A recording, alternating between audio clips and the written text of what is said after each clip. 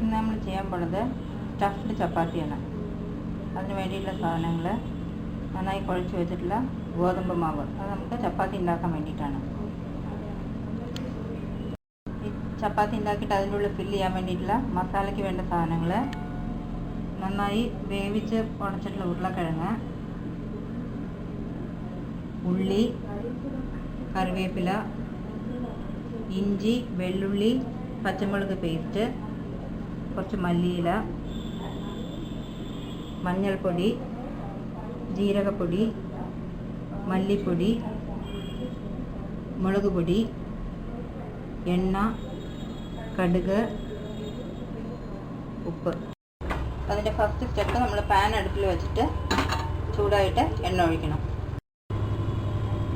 നമ്മളിപ്പോൾ അതിൽ എണ്ണ ഒഴിച്ച് കൊടുക്കാൻ പോവാണ്.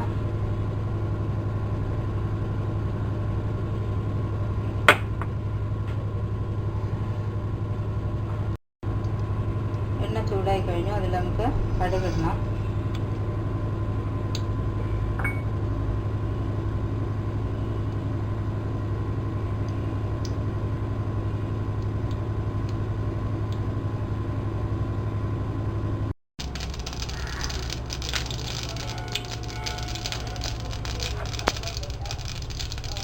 കടുക് നന്നായി പൊട്ടിക്കഴിഞ്ഞിട്ട് അതിൽ നമുക്ക് ഉള്ളി, കറിവേപ്പില, ഇത് രണ്ടും ഇട്ട് നന്നായിട്ടൊന്ന് വഴറ്റണം. ഉള്ളി ഒന്ന് ഗോൾഡൻ ബ്രൗൺ ആയി കഴിഞ്ഞാൽ നമുക്കതിൽ വെള്ളുള്ളി, ഇഞ്ചി, പച്ചമുളക് അത് അരച്ചിട്ടുള്ള പേസ്റ്റ് ഇട്ട് കൊടുത്തു. അതിനെ ഒന്ന് ചൂടാക്കിയിട്ട്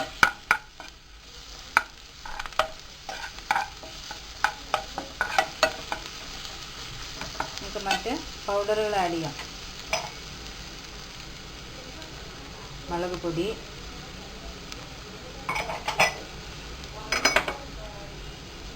മല്ലിപ്പൊടി, ജീരകപ്പൊടി, മഞ്ഞൾപ്പൊടി ഇട്ട് നന്നായിട്ടൊന്ന് ഇളക്കി കൊടുക്കണം. അതിൻ്റെ കൂടെ തന്നെ നമുക്ക് കുറച്ച് ഉപ്പിട്ട് കൊടുക്കാം. ഉപ്പ് വേണമെന്നുണ്ടെങ്കിൽ പിന്നെ ആഡ് ചെയ്യാം. ഉപ്പ്, പിന്നെ നമ്മൾ വേവിച്ച് ഉടച്ച് വെച്ചിട്ടുള്ള ഉരുളക്കിഴങ്ങ്, ഇതെല്ലാം ഇട്ടിട്ട് നന്നായിട്ട് മിക്സ് ചെയ്യണം.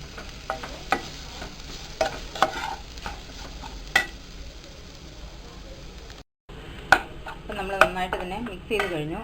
അതിലേക്ക് നമ്മൾ എടുത്തു വെച്ചിട്ടുള്ള മല്ലിയില ഇട്ട് കൊടുക്കണം. മല്ലിയില ഇട്ടിട്ട് നന്നായിട്ട് മിക്സ് ചെയ്ത് ഇപ്പോൾ നമ്മളുടെ ചപ്പാത്തിയുടെ സ്റ്റഫിങ്ങിനായിട്ടുള്ള മസാല റെഡിയായി കഴിഞ്ഞു.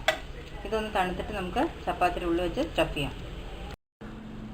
നമ്മളിപ്പോൾ ചപ്പാത്തി മാവ് ഒരു നെല്ലിക്ക സൈസിലെടുത്തിട്ട് അതിനെ ആദ്യം ചെറുതായിട്ടൊരു പപ്പടത്തിൻ്റെ പോലെ പരത്തണം.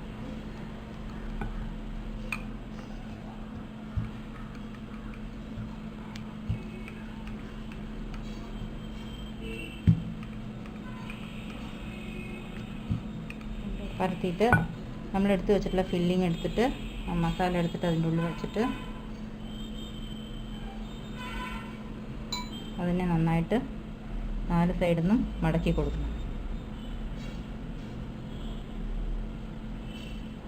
മടക്കിയിട്ട് വീണ്ടും ഒന്നും കൂടി വല്ലാതെ പ്രസ് ചെയ്യാതെ ഒന്നും കൂടി അതിനെ പരത്തി കൊടുക്കണം. അല്ലാതെ അമർത്തിയിട്ടുണ്ടെങ്കിൽ നമ്മൾ വെച്ച ഫില്ലിങ് പുറത്ത് വരും. അധികം പ്രസ് ചെയ്യാതെ പതുക്കെ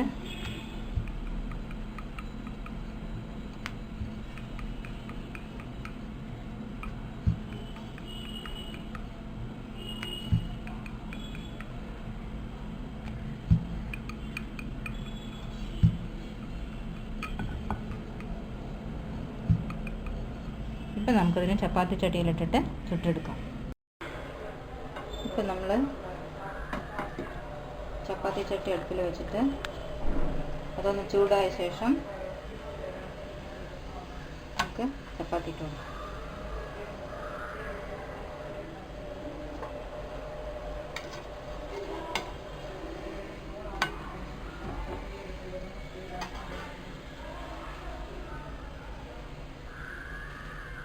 രണ്ട് സൈഡ് നമ്മൾ തിരിച്ചിട്ടിട്ട് വേവിക്കണം, നന്നായിട്ട് വേവിച്ചെടുക്കുന്നതിന്.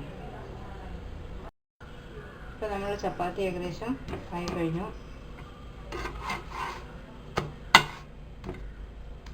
ഈ സമയത്ത് നമ്മൾ അതിൻ്റെ മേലെ കുറച്ച് നെയ്യ് ഒന്ന് പുരട്ടി കൊടുത്തിട്ട് നമുക്കതിനെ സെർവിങ് ബൗളിലേക്ക് മാറ്റി വയ്ക്കാം.